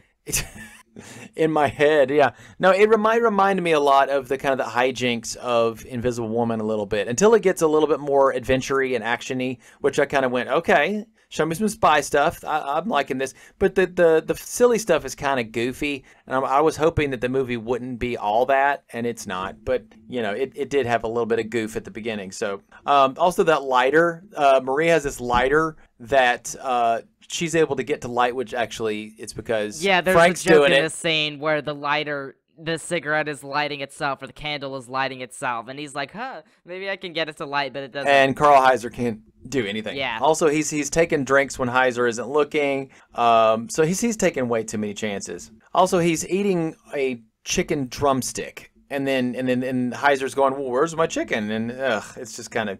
But here's the thing: Heiser is saying that he had a personal meeting with Adolf Hitler, aka Der Fuhrer. So he says there's a planned strike on the United States. Now, first off, they did kind of mention at the very beginning that there was a plan to mess with war production, but it didn't say anything about a strike. So this is kind of news. A lot of this stuff is actually giving me vibes of Captain America: The First Avenger. Because remember that they had this secret strike that the Red Skull and Hydra was gonna they were gonna send out their bombers, and the secret strike on the Third Reich. Secret strike on from the Third Reich. No, and the bombs on the Red Skull's airplanes, whatever. One of them said Chicago, one of them said New York, on them. When Captain America found him, he was like, oh no, that's what the plan is. Anyway, so Maria and Frank's ears perk up at that. The dinner table tips over and just totally messes up his uniform. She gets put under house arrest for laughing at him. So he's like, he really did not want to be laughed at. Like, the whole table's been emptied onto my belly, and you're laughing. That's the final straw, really. Yeah, I heard something at one point in an article where they said that women's greatest fear was that a man would murder them. And a man's greatest fear from a woman would be that she would humiliate him. That's actually very interesting. It is. I don't think that's healthy, but it's very interesting. Dichotomy has grown over the many years. Yeah, it shows that male egos can be fragile. Sometimes they don't need to be, but they can be. And I've seen it happen. Even still, it's like I got beaten in Fortnite, right, by a girl, and then that's so just what? The fear of she man. did a good job. Look, the game, the game of Fortnite does not require you to have great upper body physical strength. Okay, unless you're piloting fingers Use his fingers, okay? It's hand-eye coordination. And some people have better hand-eye coordination than others. It has nothing to do with gender at all. I say, by all means, if a girl can beat somebody at a video game, it's possible, okay? It happens. Okay, so Maria is under house arrest, and she is sad and stuff like that. She's trying to talk to Frank in the next room, but everybody seems to think she's talking to herself or something. So he apologizes, and he goes, okay, do you want to see me? She's like, yeah. So it seems like they're kind of liking each other now. So he puts on a robe, and I thought it was funny. She said, you're tall, and he's like 6 and 1 inch and a half when I have my head on. I've been practicing a lot of my aerobics. Oh, God. Why is it you're the one doing the dad jokes, and I'm the one doing the bad jokes? Is that how it works now? I guess it is, but I thought I was the one bringing the dad jokes. We've accumulated a little bit of the debt here with this podcast, and I'm like, we've got to bring a bit of fun. It's time to bring it into this episode. We're definitely bringing it. Look, if we go off on a tangent, I like it. It just becomes fodder for a future short that you might want to make. You could make that our little conversation about that into a short. But again, hey, what's fuel for the fire, right? This is the scene where we get a nice view of an invisible man with cream. Cold cream on his face. Show him. And it makes like this nice little lip in order to, the way it crusts on there is, I don't know how they do it, but like you can see like where, the face would go into the back. There's this little lip, like a thickness. The hollow of the eyes too is cool. And the hollow of the eyes too, and like at the top of the head I'm talking about. But the one problem with a lot of the effects are pretty good. Yes, honestly. I'd agree. The effects are they're getting way better. The one thing I would have a problem with that they're just like, what was the Mystery Science Theater 3000 thing where they say, repeat to yourself, it's just a show, I should just relax. My question is, William, did he put any cream on his inside of his mouth? The answer is no. Not. He didn't put any cream on his teeth either. So why do we see his smile? Why do we see his smile? His smile should be cream carrot by now. No. Just don't think about it. Moving on. Moving on. Just the effects is good, but then when you think about the little intricacies, it's not creepy though. He looks like an old woman with suntan lotion on who's trying. Emoting when you have cream on your teeth and on your tongue, honestly, is very annoying. That's why. Okay, but she can see the way Thank you. Do that. She can see that his face is kind of quote handsome, I guess, because she's kind of liking him. So there's a little bit of a love connection going on. But again, in the world of spies and double agents, those things there can be some trouble in paradise, which we'll see later. All right, so we see another bit of the lore that the movie adds in, which I never saw in any of the other movies, was that the formula takes a lot out of his metabolism, so he gets sleepy. That's a terrible vulnerability, man. This, he's just like, I'm in the middle of enemy territory. Let me take a nap. Yeah, that's the worst possible time. When there are Nazis outside your door. Outside the door. They're about to come into the room. Well, what ends up happening is while he is sleeping, Stauffer is back from his adventures, his agent adventures in America, wherever he was, and he meets up with Heiser. So Stauffer is very interested in the story that Heiser tells of a parachute. Oh, right, we did skip over that little section, but it had, him in a parachute, turning invisible, landing down. We did talk about that, yeah. In the hay, and they were finding him, and then he got off on one of the tanks or so. I zipped over it a little bit, yeah. So he did hear about the story, and he was like, that sounds like our invisible formula dude. So Heiser laughs it off as incompetence, but he did kind of find out that Heiser was eating dinner with Maria, and he was like, yeah, I was. He's like, were you wearing the food or eating it? And he goes, well, the food just crept up on me or something, and it just cuts immediately to Stauffer getting in his car and going over that. So he basically goes, I know what's going on. Of course, he's correct. He goes over Maria's house. Maria tries to get Frank to get awake, and he tries to get the cold cream off of him. Well, I mean, she obviously does a good job of it. So Stauffer comes over, and Frank is invisible. Stauffer baits a trap for Frank by saying he has the documents with all the locations in America that they're going to hit and who the agents are in the States. The Nazi soldier outside. He's guarding the door. There are 2 Nazi soldiers sitting outside of the door, but yeah, one of them does open the door so that Frank could come in. Oh, that's okay. So yeah, knowing that he was gonna come in, Maria can't find. Maria's like, Frank, where are you? And he's already like. Honestly, I don't know how he didn't realize that. How does he know where Stauffer's? How does he know where Stauffer's office is? That's what I want. Now I just thought about that. How does he know where Stauffer's office is? He just doesn't. So yeah, but the Nazi soldier. Don't know where his Stauffer's is. His Stauffer's. Yeah, it is definitely a trap. So the 2 soldiers that are, like you said, who are watching the door, they know that Frank just snuck in, and they kind of smile to themselves and like lock the door. Frank is looking around the office for the special notes, and while he's doing that, Stauffer comes in and finds him. Frank's locked in; he can't get out. Yeah, since he knew they was in there all along, it was sort of ambush. He's like, I know you're in here. Sit down on the chair. And there's a scene where he's talking to him as he's rocking back. He's like, keep rocking, and I was like, yeah, keep rocking. It sounds like a song. He's like, keep a rocking. But it's still cool that there's sort of that element where he's sitting in a chair. We have seen some of that before, but there's some. Shoot, did we mention the coffin guy? There was a coffin guy who was also a correspondent as well. Yes, there are a couple scenes relating to the shop where he travels back and forth, and the invisible agent, I believe, before this. It could have been after this actually, but now before this, he makes a phone call. And in this chair. Yes, and we'll talk about that. And there was a phone call in Invisible Man Returns, but we'll talk about that in a minute because that actually gets him found out. So anyway, back to this. I actually like this scene. It's pretty, like you said, it kind of shows the ineptitude of the Nazi soldiers.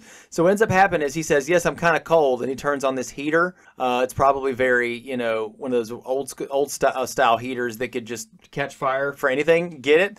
So while he's talking to him, I guess the Stauffer gets distracted by something, and Frank drops the heater into the waste paper basket, and he gets caught on all the papers and everything, throws them onto the curtains, and the fire just catches the whole place. So that's his escape plan. Yes. He calls up the fire department too. He turns on all the radios and he calls the fire department, and the Nazi soldiers run in. Good. Yeah.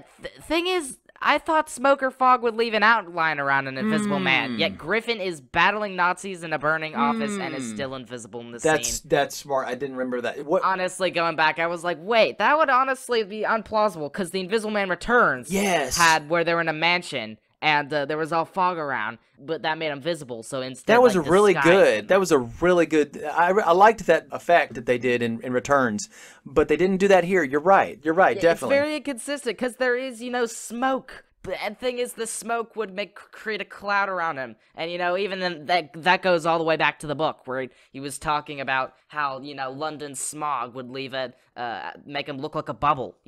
Yeah, that's right. Right. Also, soot. Soot from some of the chimneys might fall on him, or snow. Snow could fall on him too. So the microphone fell on me. Okay, so he called for the fire department. The fire department does get there, and they start coming up the outside, and they break open the window because they're trying to put out the fire. Well, that's perfect because Frank grabs the book and he hoofs it out there. So yeah, he has the list of agents. Yes. Frank gets away with the agent book. And of course, the agent book becomes kind of other than the formula that's inside Frank's blood, those two things become the MacGuffins. Of course, this is an old term that Alfred Hitchcock used to say a lot, but the MacGuffin is the thing that everybody wants. And in this case, he has a mission to recover the agent book, because otherwise, if they knew all the American agents, then they could, track them down by name and in disguise. Or even if it was, the German book of agents. That's what this is. That would have been terrible, too, because they would have known the German agents' names and what they look like in America. So either way, it's great for the Americans to have. Yeah. So Griffin takes the list of agents to the coffin maker Arnold Schmidt for transmission to England. And then Griffin calls, like we talked about this a second ago, he calls Maria with an offer. He doesn't go into extreme detail, but he did call her on a telephone, and that line was tapped by some of the Nazi agents. So Conrad Stauffer, he knows that he's lost the book, but he tries to hide the loss of the list from Baron Aikido, who comes over and he starts to pry into it and kind of go, well, I need that book back, and if I don't bring it back, it's gonna be bad for my welfare. And he hints that that's how we deal with people who don't, who make mistakes like that. Unfortunately, other people's comfort is not my strong suit, Baron. May I remind you that though we are Axis partners, you are still on German soil. I cannot allow my judgment to be influenced by consideration of your welfare. I'm sure that you won't mind my informing the Japanese government about your unique handling of our affairs. Do what you like, Akito, but you are still in Germany. Stauffer's telephone spies find out where Schmidt's coffee shop is because Frank called. Heiser gets imprisoned, okay, in order to be executed, only to be saved by Frank Griffin, or Raymond. He actually breaks in, starts to be kind of the voice of the conscience to him. Yeah, he's like, I'm here, and you just rubbed your chin, and all that kind of stuff. Basically, the plan is tonight they're gonna bomb New York. Yeah, but there's a really cool little exchange, and it's kind of cool. I think it's interesting that Kurt Siodmak kind of wrote some of this stuff in there, some commentary about the Nazis. You're going to die, Heiser. You're going to pay for just one of the crimes you've committed in the name of your party, to cover up your own greed and brutality. Your kind doesn't just kill men. You murder their spirit. You strangle their last breath of hope and freedom, so that you, the chosen few, can rule your slaves in ease and luxury. You're drowning, Heiser. Drowning in the ocean of blood around this barren little island you call the New Order. So yeah, that's it's pretty bad. Casablanca writing, guys. Yay! Yeah. Amazing. Honestly, I feel like his writing is pretty. It's pretty okay. It's definitely, he puts a lot of effort into it, but sometimes that effort can be to the detriment, like in, the Ape Man and then the Wolf Man. I think that what writing in the Wolf Man was better than the Ape. But I think the Ape definitely. The Ape is just kind of. I think that they probably said, "Hey, we got $20. What can you give us, Kurt?" And he's like, something. And they're like, hey, Kurt, we have $10,000. What can you give us for the Wolfman? He's like, something. Something good. Yeah, something really good. I've got the money. I'll put more flowery speech in there. Well, and that's, that's the stuff. He does flowery a lot. He's like, for $10,000, you get this speech that I've written, this little poem. It's about Wolfsbane, and when it blooms, it's pretty good. 3 times. You get it 3 times for $10,000. Yeah, Frankenheiser, they disguise themselves in Nazi uniforms and go out in a taxi cab. Yeah, drive it out. I like the way he looks in the, he pulls. I don't like Nazi uniforms, but the way he pulls his collar up looks really awesome. Yeah, the collar's nice and tall, and the little hat that looks sort of policey, like a British police sort of thing. I mean, it's European. Yeah. It looks great. But Heiser is like, let's go to the airport. I just want to get out of Germany. But Frank says that they need to radio the Allies so they don't get shot down while they're escaping in a German plane. Because the German plane flies over Britain, as they're like, we need to shoot it down. That comes back into play later. So Schmidt, the carpenter, has been arrested. You remember how he said that they found out Frank was calling from Schmidt's or his shop? Well, they went and caught him, and he's been arrested. He's being tortured by Stauffer. Oh yeah, that's actually a pretty good scene. I did like it. Yeah, it's like, yeah, we're gonna have you sign your rights after you've been tortured and unable to write well. He broke his hands. Yeah, he broke his hands, and he's like, okay, you're gonna write that you were completely safe and fine. Everything is fine onto this paper with broken hands. Yeah, and also the sad part of that is that's his livelihood. And that's what they did in imperialism with Africa. They the British were literally made the Africans to sign papers, signing away their land, but they couldn't read it. So they're like, it's you're gonna sign this thing that is our allyship. It's all good. Everything is great, and it's not. They can't even read the fine print. Yeah, absolutely. So Griffin, he returns with Heiser to Schmidt's shop.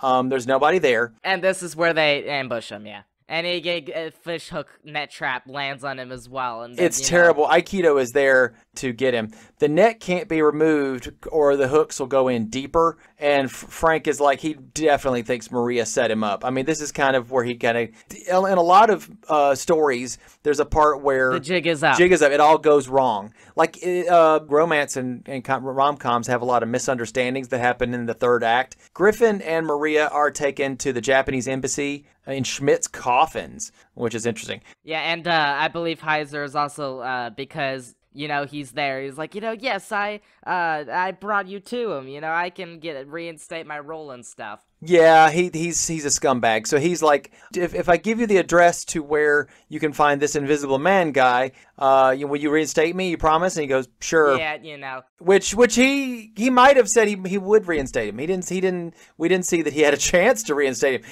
Well, anyway, the address that Heiser gives him is actually the address of the Japanese embassy where Aikido has him. Baron Aikido. And that's also where we talked about earlier about there was a Chinese man instead of a Japanese man played by a Chinese dude named Key Luke. Yeah, Chinese actor, yeah. And the thing is about Key Luke is in all the roles that he doesn't do like the stereotypical, real thick Chinese accent, I do a thing, like that. I can't do it. That's terrible. But you see a lot of Chinese actors, they were acting. They would try to do that stereotypical thing. He would never do that. He would just act. And I'm like, good. In this case, he didn't really say anything at all. But I believe he is the surgeon who gets the fish hooks out. He did talk about that they were getting they'll get his blood. Yeah, they're gonna draw his blood. Yeah. And Frank is like, I don't know if you could do that though. Yeah, he said, oh, we'll let we'll let Maria go as soon as we get your blood and we can do the formula. And he's like, yeah, sure you will. So, but they do escape. They do. Some mayhem ensues when Stauffer gets there, but they both failed. In fact, that's something that Aikido says. He says, I failed and you failed. So what does Aikido do next? He kills Stauffer. And then because Aikido has failed, he puts on this kimono robe and gets in front of a shrine and commits seppuku, which is basically like ritual suicide. He addendum mortises himself basically. Heiser is watching from the shadows and he's like, I'm going to be the new Führer. I'll be the top guy. That's basically, they also say kamikaze is at least in the war, the kamikaze planes would be the type of things. Yes, it means something like it all comes from Japan, so both of those words. Kamikaze means god spirit wind. Is what that means. Kaze is wind, and kame is a god spirit. Yeah, kames are gods. Yeah, so it's like a holy wind is what that kind of means. All right. Speaking of a holy wind, right? So Heiser assumes command, and they try to get to the air base to stop Griffin and Sorensen from escaping. There's some bombings, there's explosions. All right, I like explosions. I'm a very easy to please guy. You blow some stuff up in a 1940s movie, and I'm like I'm here for it. So the couple they get one of the bombers that are slated for the New York attack, and they destroy other German planes on the ground as they're flying to England. Yeah, there's some big explosions with this. I know, I said that. Also to mention that I did notice from a little bit of research about what the planes were in the plane field. Okay. The planes headed to New York are engine bombers and would not be able to make the Atlantic. Oh, okay. So they don't have enough wind. They don't have enough power in them to make it all the way through the Atlantic. We're talking about gas power. Their tanks would go empty before they had a chance to reach it. Yeah. Oh shoot, what was that plane called that crossed the Atlantic or the entire world? I don't remember. Was it Charles Lindbergh's the Spirit of 76 or something? The Spirit, yeah. The Spirit of St. Louis or something. Yeah, that one, or whatever it's called. That one. That one would definitely. Yes, it would. Yeah, but the Germans are sadly not Amelia Earhart here, or rather, they would be Amelia Earhart if they were to try and do the journey. Sadly, because Amelia Earhart crashed one day and. We think she's dead. That's the theory, is that she's dead. We think she's dead. Whatever it is, she's definitely dead by now. Yeah, or she discovered an underground civilization. But yeah, they bomb all the German planes. No. Yeah, so the Stauffer's men, they're still loyal to him. They catch up with Karl Heiser, and they shoot him. So he does never get a chance to be Der Fuhrer's special boy. He doesn't get to be the best boy. Remember the best boy? He doesn't get to be the key grip for the Fuhrer. All right, so Griffin is succumbing to his injuries, so he doesn't get a chance to radio ahead and let them know, hey, England, don't shoot us. So England's air defense, they shoot down their craft, but Sorensen parachutes them to safety. She knows how to fly a plane all of a sudden, which they did have a hint earlier that she knows how to fly. So, okay.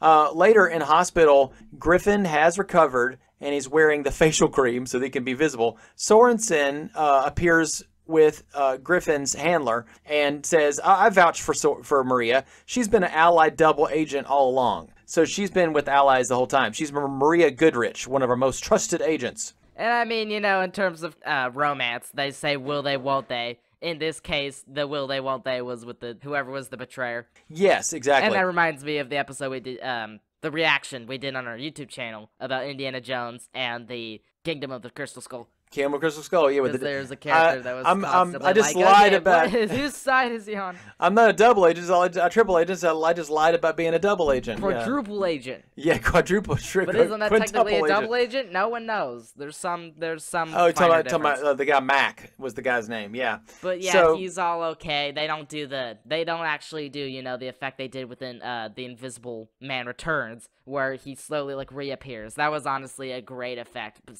yes, but he's back, but he's back underneath the cream, and so they rub off the cream off his face a little bit. And turn back. Yeah, he's back visible. He is back visible. And so how did it happen? Can't tell you. It's a military secret. You mean you don't trust me? We'll ever find out? No, I'll find out. So yeah, that's the end of the movie. I thought it was pretty good. It had some pretty great ideas. It starts really moving fast. They didn't execute them well, but the time they executed it was definitely perfect.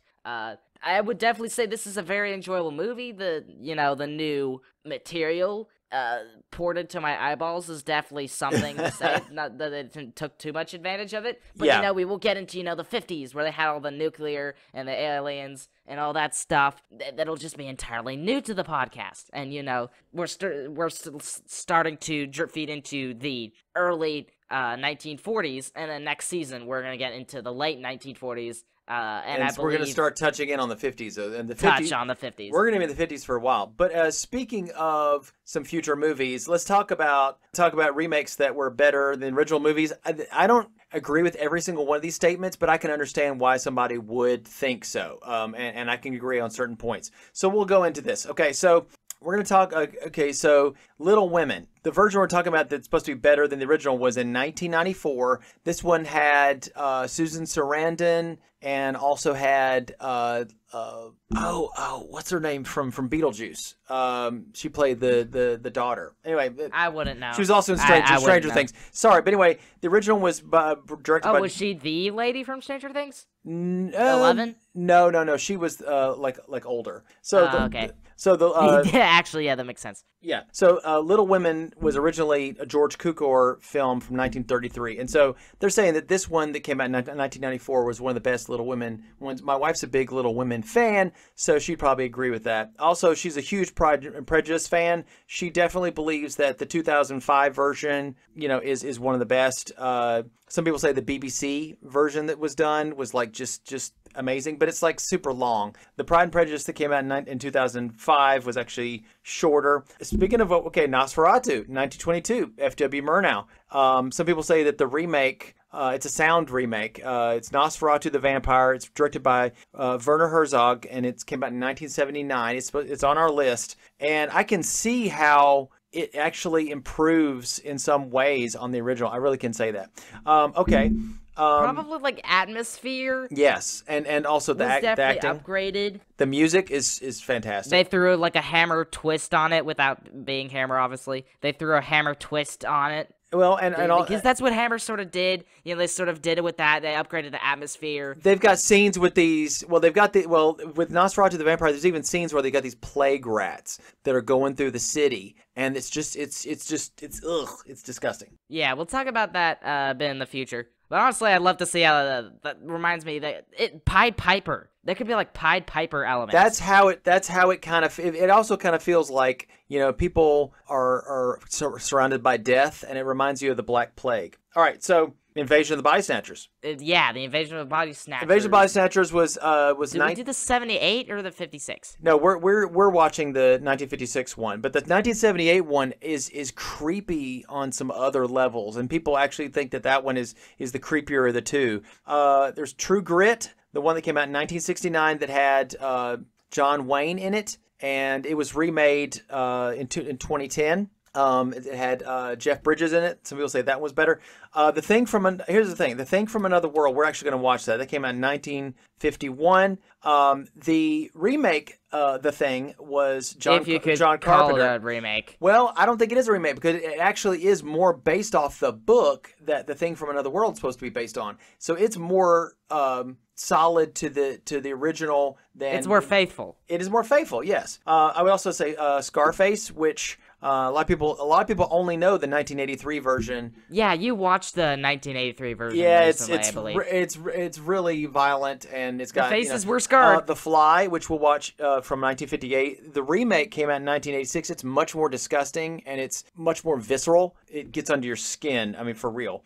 There was a remake of that Steven Spielberg did of War of the Worlds. Some people say that one's better. Yeah, we're doing the 50s version of that. Yes. There was a movie called I Am Legend that Will Smith was in. The Parent Trap, I believe. Well, did we? There's a 19... Did we always watch? Did we watch the 90s version or the 60s? Because I feel like it was probably both, the 60s. Probably. It had color. Well, the 1998 version, some people say was better for different reasons, but I like the old one in some ways. Now I don't know if this counts, but Evil Dead 2: Dead by Dawn is really a requel. It's a sequel, but it's a remake of the first movie because he didn't have enough money to make it like he wanted, and so the second one, you could probably say that. Honestly, it probably wouldn't compare to. I saw someone review something either called The Rise of or just The Video Dead. That is just the craziest experience of a low-budget movie that anyone could ever ask for. No, The Video Dead was that rough. dude did review some really, really low-budget, really, really weird zombie movies, and I was like, man, not gonna be able to watch any of those, but they're crazy. Yes. Honestly. There's even one where it's like, the beginning is, like, the ending is the beginning. Sorry for the spoilers, but it literally loops in on itself. And it's just, I don't know how that could exist, but yeah, continue. Yeah.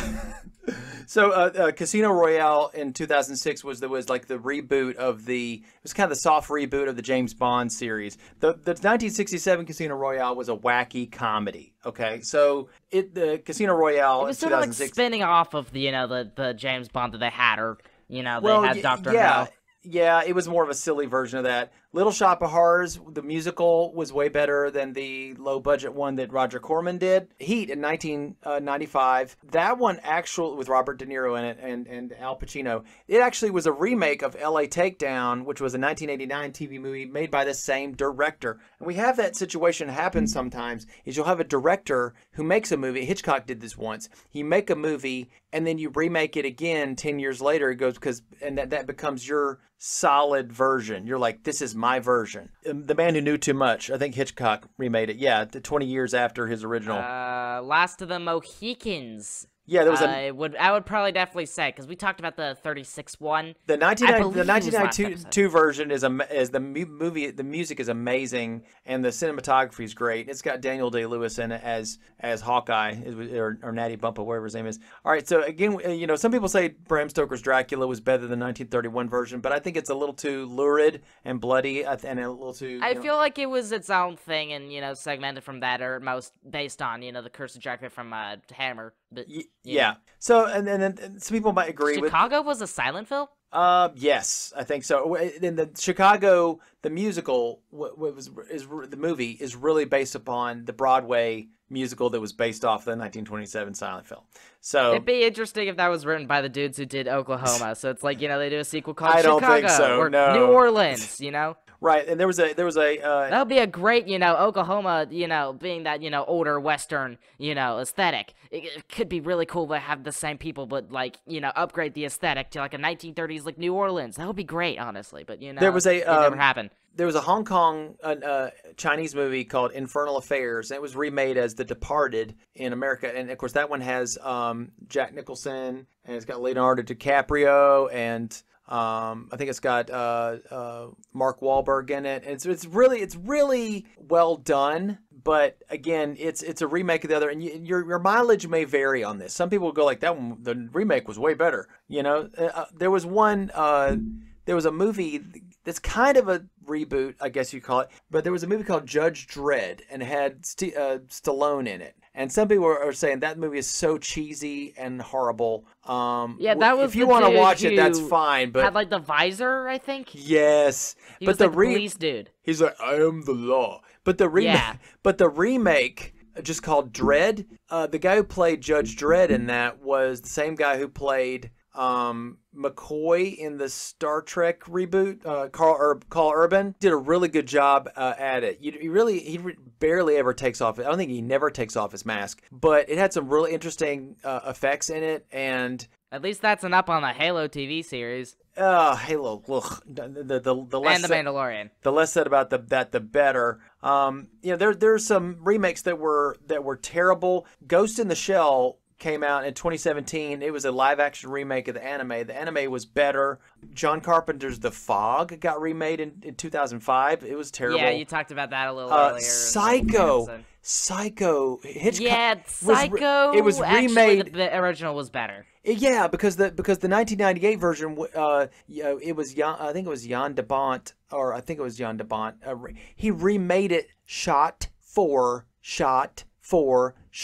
Everything. And there is, I mean, it's cool to see how, like, the comparing them side by side, that they just snap directly. It's just so interesting, that idea. But, and not really in terms of, there's nothing valuable to add other than a upgraded aesthetic. No, it's terrible. It really is. It didn't bring anything new to it, but you don't want to really bring anything new to it because it'll destroy it. But then if you remake it shot for shot, what are you really doing with it? So don't do anything at all. If I go back in time. Also, Tim Burton, I think we might watch this at some point, but Tim Burton did a remake of Planet of the Apes. It came out in 2001, and it had some lunacy in it, and the last scene in it makes no sense. I'm not going to tell you what the last scene of it is. Isn't like James Cameron's King Kong, except for what's his name made King Kong? Except it's Planet of the Apes. The guy who did Lord of the Rings, Peter Jackson did King Kong, and it actually, some people say that one's better than you said James Cameron. James Cameron was the guy from Avatar and The Abyss and all that, and Terminator 2. Yeah. there was a semi remake of The Karate Kid that came out in the 80s, but this one is a remake of The Karate Kid. It doesn't even make sense. It came out in 2010, and it actually has kung fu. Yeah, nothing they did after originals. Let's put it this way. And the TV show. A lot of people say the TV show was not great. Well, no, a lot of people said that the TV show did it justice, and I have to agree. I do think that it went on for too long, but I did like that they brought back some characters and made them actually interesting. And we'll talk about that when we get to that's what they said about Naruto as well. Was that One Piece was the sort of replacer in the eyes of the anime community. Well, they're going to remake that one as a live action again. But you know what? That one starts running out of steam, so there's got to be. It's always you've got to sort of have the thing that sort of saves the saver. Yes. Oh, so I don't really have to go into any other ones. We actually can. Cowboy Bebop. Oh, that Cowboy Bebop! They did a remake of that live action, and people were saying that it's not as good as the original. The original just it's got this jazz kind of it really is like Bebop. It's like watching jazz be animation, and it's just really entertaining. But watching the live action, it's like somebody doing a bad cover song of a really great song. They're doing a bad cover of it. Someone trying to remake the Alfred Hitchcock openers of the movies where they had like all the spy special animations. Psycho has this famous sort of intro, the way it looks. Yeah, exactly. Yeah, the way that that it was animated was pretty good. I think there was I don't remember what else the dude did who did that, but he was great. He's great. Yes, I think his name was Saul something. So back to this. So I will put some of these movies just in a list if anybody wants to peruse them. But just put them on the blog and see if you want to take a look at them. Anybody wants to look at it. So but let's blog out of this podcast. That has been you have been listening to Jason and William on episode 31 of Cinematic Fantastic, talking about the Invisible Agent. We have let's take some agent agency, and see you for another episode, The Ghost of Frankenstein. Ghost of Frankenstein! I'm excited for this one. Yes. Because this Son of Frankenstein was honestly sort of an upgrade in many respects of, you want to see if thematic material. You want to see if this one is an upgrade. Is sort of comparable, yeah. Or a downgrade. It could easily be. It's highly possible, but but it's probably it's not gonna be much worse than think of the worst movie ever. Think of the worst Frankenstein movie. I don't know. The comedy one. This Young Frankenstein. No, that one actually is very entertaining, but especially if you like the original Frankenstein movies, they have a lot of parody stuff in them. Anyway, we could talk about this stuff for hours, but we want to let you guys go so you guys can get ready for the next episode. Thanks for listening. Anything else you want to say, William? No. All right. We bid you adieu, goodbye, farewell, and until the next time we meet again, bye-bye.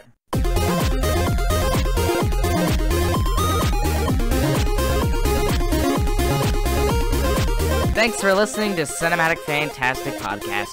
Click here and here for some more excellent content. Hope you'll enjoy it. See you soon!